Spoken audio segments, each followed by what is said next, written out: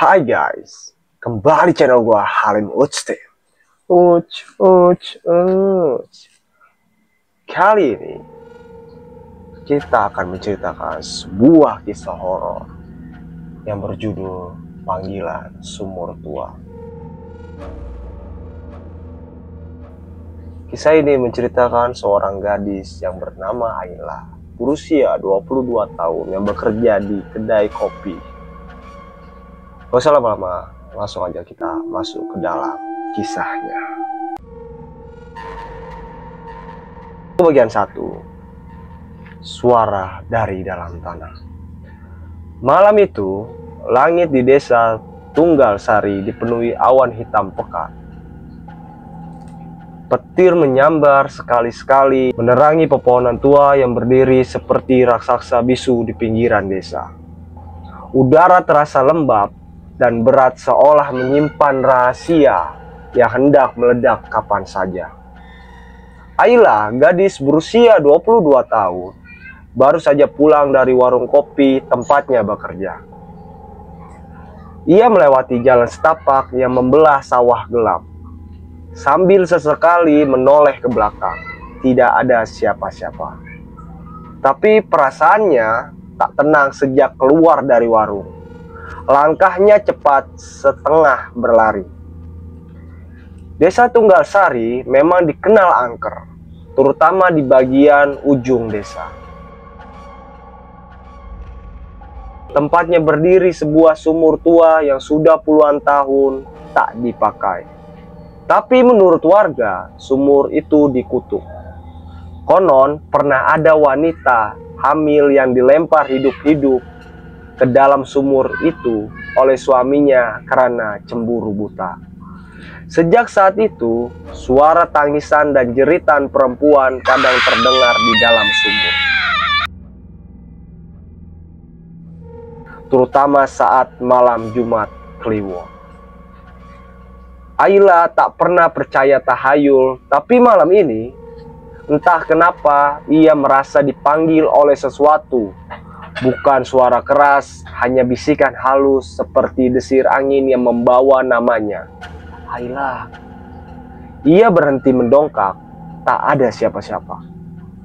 Ayla, datanglah. Sesuatu itu muncul lagi, kini lebih jelas dari arah kanan, arah sumur tua. Jantung Ayla berdebar keras, otaknya berteriak agar ia lari ke rumah. Namun kakinya seperti bergerak sendiri, berbelok menuju jalan kecil yang mengarah ke sumur. Jalan itu dipenuhi ilalang, nyaris tak terlihat. Tapi malam itu, langit seperti membimbing langkahnya dengan kilatan petir, membuat jalur itu semakin bercahaya setiap beberapa detik. Saat sampai di sumur tua, hujan mulai turun gerimis. Sumur itu tampak lapuk, dikelilingi semak belukar. Bibir sumurnya dipenuhi lumut hijau dan tutup kayunya separuh terbuka. Angin yang bertiup membawa aroma tanah basah dan sesuatu yang amis. Ayla menatap sumur itu dalam diam. Tiba-tiba, tutup kayu bergeser sendiri. Krek. Dia tersentak, mundur setengah. Lalu suara itu datang lagi. Kali ini lirih seperti tangisan. Tolong, keluarkan aku. Ayla menahan napas. Ia tahu suara itu tidak berasal dari manusia. Tapi rasa penasaran, seperti cengkeraman dingin, membuatnya tak bisa pergi. Ia berjalan mendekat dan menatap ke dalam sumur. Gelap, tapi kedalaman sumur, matanya menangkap sesuatu kilatan putih seperti kain. Dan kemudian, sepasang mata terbuka lebar, menatap lurus ke arahnya. Dari dasar sumur, mata itu kosong tanpa cahaya kehidupan. Ayla mundur, menahan teriakan. Petir menyambar tepat di pohon dekat sumur, membuatnya tumbang. Ayla jatuh, tubuhnya gemetar. Saat ia hendak bangkit dan kabur, sesuatu mencengkram pergelangan kakinya. Dingin seperti tangan dari es. "Ah!" teriaknya Ayla. Ia berteriak sekencang-kencangnya, tapi tak ada yang mendengar. Desa Tunggalsari sudah tidur. Hanya ada suara angin dan hujan yang menjawab. Ayla meronta, menendang, cengkeraman itu lepas dan ia berlari sekuat tenaga. Tak peduli ilalang melukai kakinya, tak peduli baju basah kuyup, ia hanya ingin jauh dari tempat itu. Sesampainya di rumah, ibunya terkejut melihat Ayla histeris dan gemetar. "Ayla, astagfirullah, kenapa kamu?" Ayla tak bisa berbicara. Ia hanya memeluk erat ibunya malam itu. Ia tidak tidur, matanya terus terbuka, menatap jendela berkabut. Di luar, suara bisikan itu masih terdengar samar. "Kamu sudah lihat aku, Ayla. Sekarang aku akan ikut kamu," kata bayangan itu. Kita lanjut ke bagian kedua. Bayangan di cermin. Pagi di desa Tunggalsari biasanya disambut ayam berkokok dan embun menetes dari ujung daun pisang. Tapi pagi itu, rumah Ayla sepi. Ayla tidak keluar kamar sejak malam sebelumnya. Ibunya, Bu Sarti, hanya mendengar suara napas berat dan langkah mondar-mandir dari balik pintu. "Ayla, sarapan dulu nak," panggil Bu Sarti sambil mengetuk pintu pelan. Tak ada jawaban. "Ayla, kamu sakit?"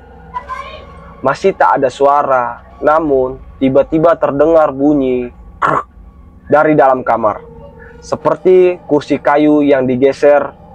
Lalu suara pelan menjawab, "Iya Bu, aku lapar." Bu Sarti lega. Tapi saat Ayla membuka pintu, ada sesuatu yang ganjil. Wajah Ayla pucat, matanya sebab, dan rambutnya masih basah, seolah belum tidur sejak tadi malam. "Ayla, kamu kenapa? Kamu mimpi buruk?" Ayla hanya mengangguk kecil. Ia tidak menceritakan apa yang terjadi di sumur. Bibirnya terasa berat, seolah ada sesuatu yang menahannya untuk berbicara. Ia hanya duduk, menatap nasi goreng di piring, tapi tak menyentuhnya. "Bu," katanya pelan, "di belakang rumah ada cermin tua ya?" Bu Sarti tertegun. "Kamu lihat?" Ayla mengangguk.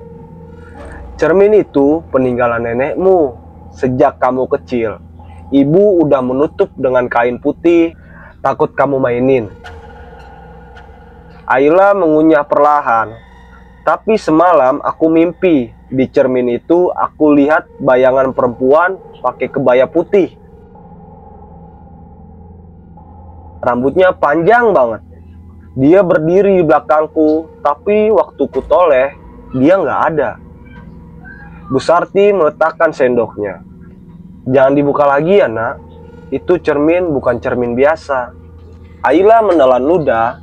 Tiba-tiba lehernya terasa dingin, seperti ada napas menyentuh kulitnya. Hari itu, Ayla mencoba mengalihkan pikirannya dengan membantu ibunya di dapur. Tapi setiap ia menatap ke benda mengkilap, sendok, tutup panci, bahkan air di baskom, ia seperti melihat bayangan perempuan di belakangnya. Jam 10 pagi, Ayla tak tahan lagi. Ia pergi ke belakang rumah. Di pojok dapur tua, berdiri cermin besar yang tutup kain putih kusam. Ada debu tebal di sekitarnya. Ayla berdiri diam di depan cermin itu. Jari-jarinya gemetar saat menyentuh kain penutup. "Jangan dibuka," bisik hatinya. Tapi tangan Ayla bergerak sendiri, seperti ditarik oleh sesuatu. Dengan perlahan ia menyikap kain putih itu. Cermin tua itu kusam, penuh bercak hitam, tapi perlahan bayangan dirinya muncul. Ayla menatap lekat-lekat, dan seketika itu juga bayangan tersenyum pada wajah Ayla sendiri tidak bergerak. Matanya membelajak. Bayangan itu mengangkat tangan, menyentuh sisi cermin, lalu mengetuk dari dalam. Tok, tok, tok. Ayla menjerit. Ia menjatuhkan kain putih ke lantai dan lari ke depan rumah. Jantungnya nyaris meledak. Bu Sarti yang sedang menyembur pakaian langsung berlari masuk. "Kamu kenapa lagi?" Ayla tak bisa menjawab. Ia terduduk di lantai, tangan menutup mulut, tapi saat ia menoleh ke belakang, cermin itu sudah tertutup kembali seperti semula. Malam harinya, Ayla kembali gelisah. Setiap memejamkan mata, wajah perempuan dari sumur itu muncul. Kali ini lebih jelas. Kebaya putihnya compang-camping dan perutnya membuncit. Seperti orang hamil tua, wajahnya pucat, mata melotot tak berkedip. Dalam mimpinya, wanita itu berbicara, "Ayla, kamu mirip aku, kamu darahku." Ayla terbangun dengan keringat dingin. Ia menjerit pelan, lalu memegang perutnya. Ada bekas cakaran merah yang tidak ia sadari sebelumnya. Ini apa? Ia bangkit menuju kamar mandi, tapi langkahnya terhenti saat melewati ruang tengah. Cermin tua itu ada di sana. Padahal sebelumnya cermin itu di dapur terkunci. Kini cermin itu berdiri tepat di tengah ruangan keluarga, menghadap kamar Ayla. Apa-apaan ini? Siapa yang pindahin? Saat ia menatap ke dalam cermin, bayangan perempuan itu kembali terlihat. Tapi kali ini, dia tidak hanya tersenyum. Dia menunjuk ke arah Ayla, lalu membuka mulutnya lebar-lebar, seolah berteriak tapi tak bersuara. Ayla menutup mata, mundur perlahan. Namun saat membuka matanya lagi, bayangan itu sudah berada di dalam ruangan di belakang Ayla. Ayla menjerit sekencang mungkin. Pagi-pagi buta, warga kampung dikagetkan oleh jeritan panjang dari rumah Bu Sarti.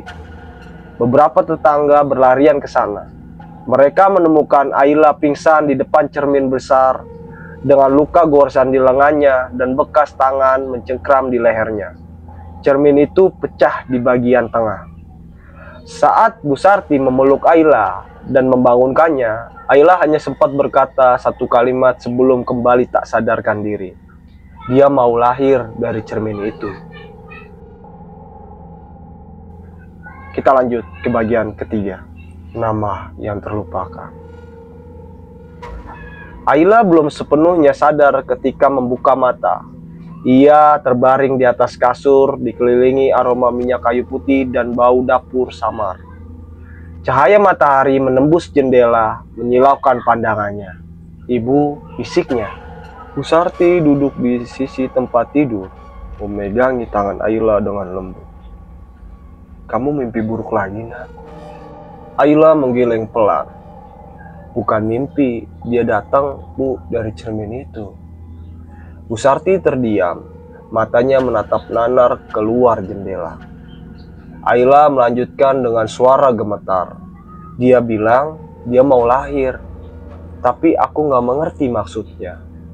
Bu Sarti menarik napas panjang, lalu dengan suara pelan ia berkata, "Ada sesuatu yang harus Ibu ceritakan tentang keluarga kita, tentang kamu." Ayla terdiam. Suasana kamar seketika mencengkam. "Ibu dulu punya nenek, namanya Nyi Laksmi. Dia bidan di desa ini. Tapi orang-orang bilang dia punya ilmu aneh, bisa melihat arwah, bisa berbicara dengan makhluk yang gak kelihatan." Ayla menatap ibunya, bingung. Waktu Nyi Lasmi masih hidup, dia membantu seorang wanita hamil tua bernama Laras. Laras cantik, kalem, tapi nasibnya tragis. Suaminya seorang petinggi desa, menuduh dia selingkuh. Laras dibunuh dan dibuang di dalam sumur. "Sumur itu," bisik Ayla dengan suara tercekat. Bu Sarti mengangguk pelan. Nyi Lasmi tahu Laras tidak bersalah. Dia berjanji akan menyelamatkan arwahnya. Tapi sebelum sempat, Laras sudah dikutuk dan sejak itu arwahnya gentayangan. Ayla memeluk tubuhnya sendiri. Kenapa cerita ini baru sekarang diceritakan ke aku? Karena Laras itu darah kita. Ayla menatap ibunya tercengang. Ketika keturunan dari Laras, Ayla, kamu adalah cicitnya. Tapi anehnya, sejak kecil kamu sering berbicara sendiri. Dan waktu umur 5 tahun, kamu pernah bilang, kamu pernah hidup di masa lalu. Ayla menutup mulutnya. Ingatannya mendadak seperti berdenyut. Dia mengingat dirinya dari tepi sumur. Di masa kecil memanggil seorang bernama Mas Joyo. Lalu tertawa sendiri sambil bernyanyi tembang Jawa tua yang tidak pernah diajarkan siapapun. Waktu semakin besar, kamu lupakan semua itu, lanjut Pusarti. Tapi sejak kamu mendekati sumur itu malam kemarin, semuanya mulai kembali. Ayla tiba-tiba merasa sesak, jantungnya berdetak terlalu cepat. Ia memejamkan mata dan saat membukanya, ia tidak berada di kamarnya. Ia berdiri dengan rumah tua berdinding anyaman bambu. Lampu minyak berkedip di sudut ruangan. Di depan cermin kayu besar, seorang perempuan kebaya putih berdiri sambil menyisir rambut panjang. Ayla ingin berteriak, tapi tubuhnya tidak bisa bergerak.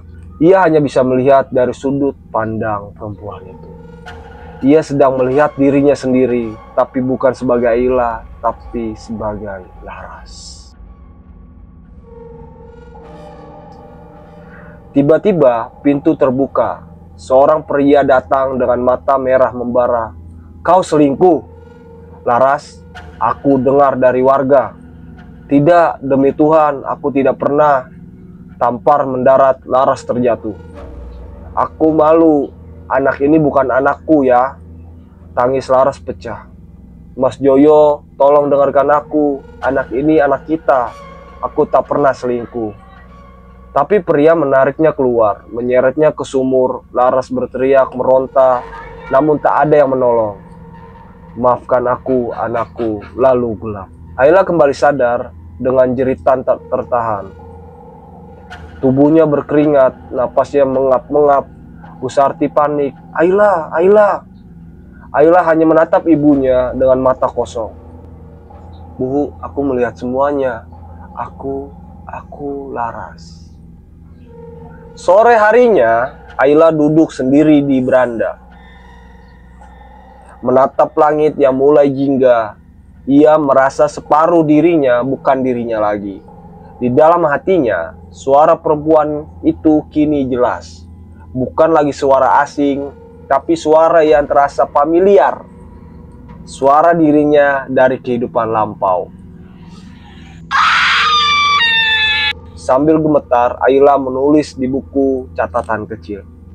Namaku Laras, aku mati tak tenang. Anakku yang kukandung belum pernah melihat dunia. Tapi kini aku hidup kembali di tubuh keturunanku sendiri.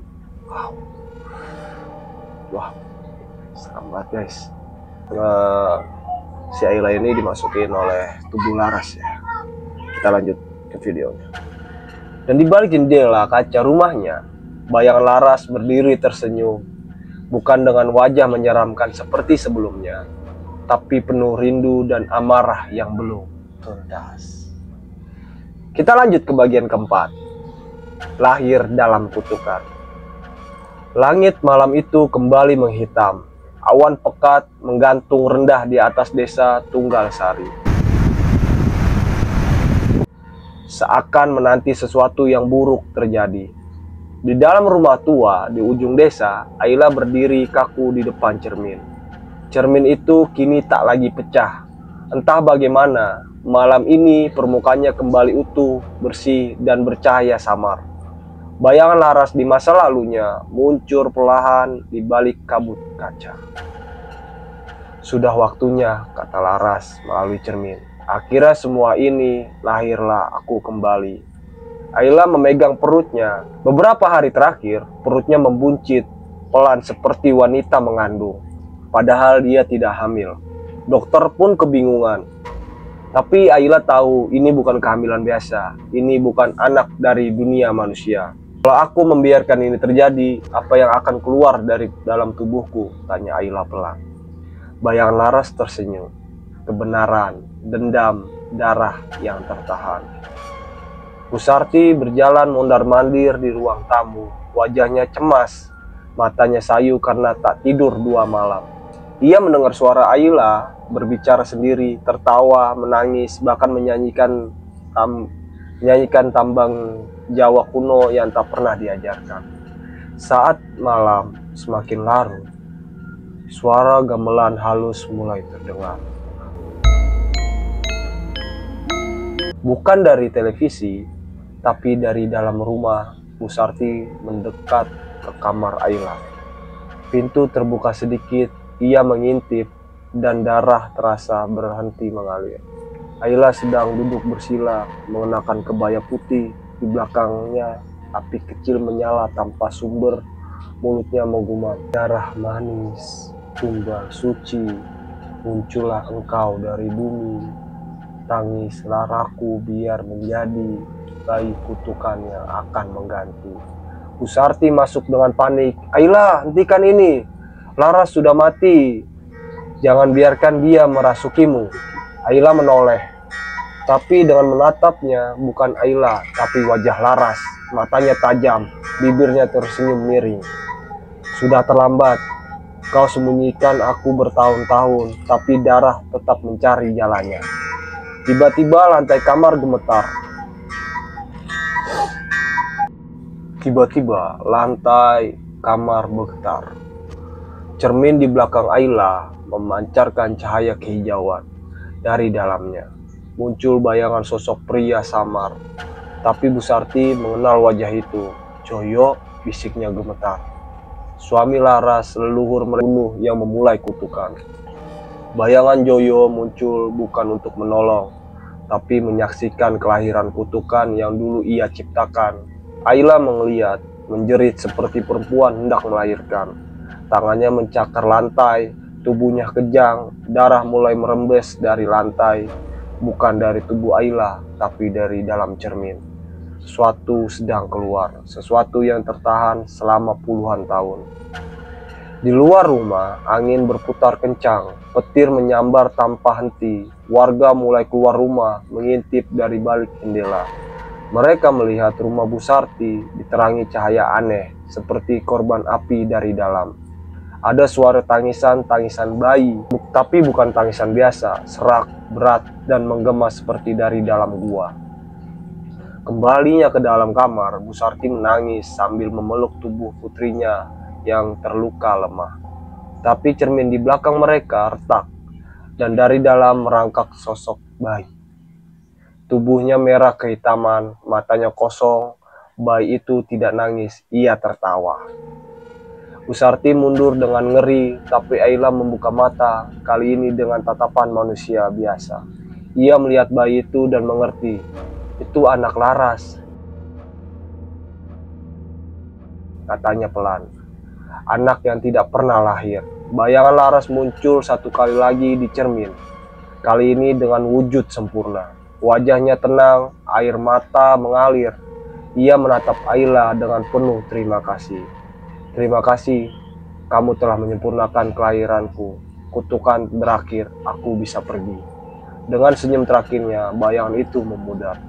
Cermin pecah berkeping-keping, bayi itu menghilang bersama cahaya hijau yang redup perlahan. Keesokan harinya, warga menemukan rumah Bu Sarti seperti hangus. Sebagian seperti habis kebakar kecil, tapi anehnya tidak ada api. Ayla ditemukan tak sadarkan diri, dipeluk ibunya. Saat bangun, Ayla merasa tubuhnya ringan. Perutnya kembali normal, tak ada bekas kehamilan. Namun di bawah kasurnya ditemukan kain kafan kecil berlumur darah, dan di dalamnya plasenta utuh, seolah sebuah kelahiran memang benar terjadi. 3 bulan berlalu, Ayla pindah ke kota mencoba hidup baru.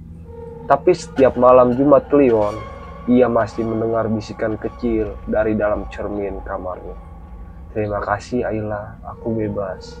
Tapi darahku masih mengalir dalam tubuhmu. Dan saat ia menatap cermin terlalu lama, bayangan tersenyum lagi. Tamat. Jadi guys, kisah ini cukup tragis dan sedih.